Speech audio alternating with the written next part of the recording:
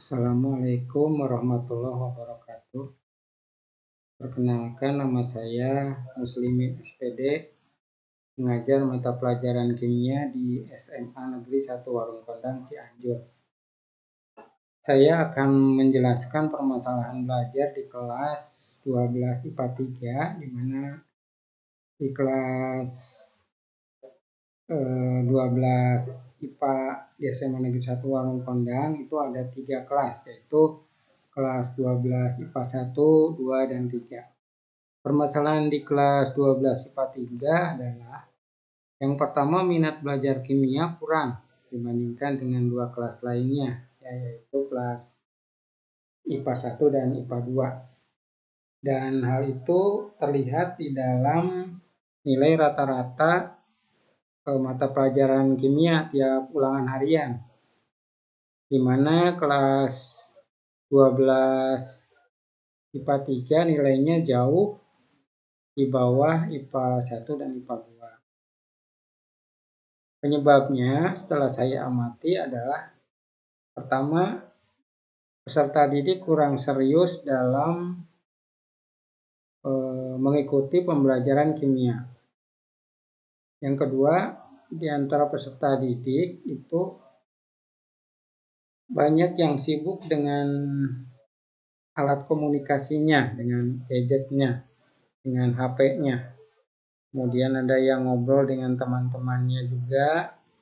Sebagian juga ada yang sibuk dengan kegiatan-kegiatan lain yang kurang berguna, sehingga kurang perhatian terhadap guru ketika mengajarkan. Maka solusi yang saya berikan di kelas tersebut adalah pertama, pembelajaran harus agak santai dengan diiringi candaan dan ngobrol.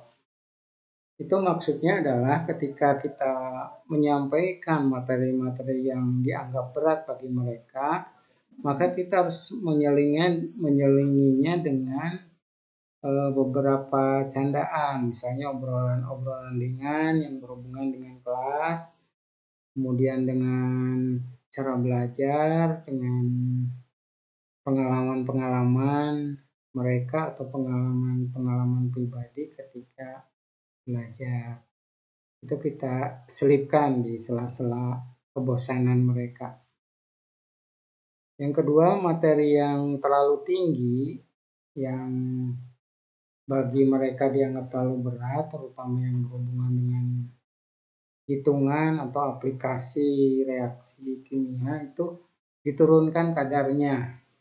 Tapi bukan berarti materi pokoknya tidak tersampaikan, hanya diturunkan sedikit supaya mereka lebih memahami. Meskipun nanti diberikan soal ulangan yang sama, tentunya mereka akan lebih memahami dibandingkan apabila kita memberikan dengan kadar yang sama. Itu maksudnya. Jadi misalnya tingkat kesulitannya dikurangi, untuk latihannya juga tidak seberat kelas yang lainnya.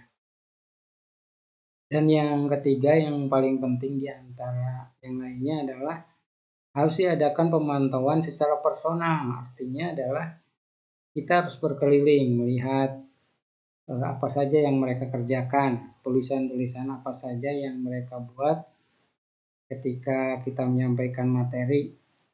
Apakah materi yang kita sampaikan itu terserap secara pribadi atau tidak. Minimal dengan kita melihatnya secara pribadi atau secara personal, kita akan tahu sebenarnya masalah kesulitan apa saja yang mereka peroleh atau mereka hadapi ketika belajar mata pelajaran yang saya sampaikan tersebut. Nah, mungkin itu 3 hal solusi yang saya lakukan di kelas 12 IPA 3. Semoga kedepannya hasilnya akan lebih baik. Terima kasih. Assalamualaikum warahmatullahi wabarakatuh.